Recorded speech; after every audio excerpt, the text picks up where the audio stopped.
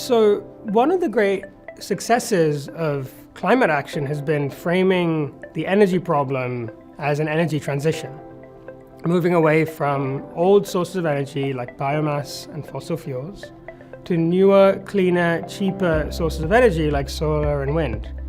And that grand transition, which is well underway, has actually created immense economic opportunities and jobs, as well as clean power across the world.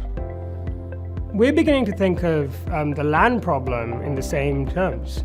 So we're now talking of a land transition to mirror that energy transition, just as ambitious in scale. And really what it involves is taking old models of agriculture and land use that simply aren't working anymore and transitioning them over to a system that is sustainable, that can bring health back into soils, produce food to feed a growing population, and protect natural ecosystems and beginning to bring them back in areas that we've degraded.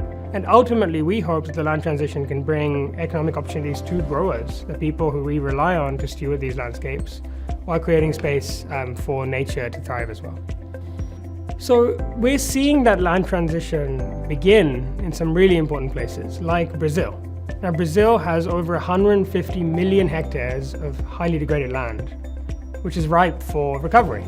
And what we're seeing are business models run by some people who've been working in this space for a very long time that are beginning to bring that land back into productive use.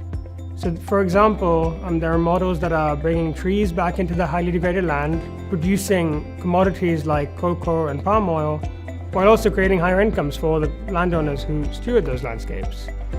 That transition is incredibly important because it enables Brazil and other countries like Brazil to protect standing forests and instead use land that was previously degraded for productive agricultural use.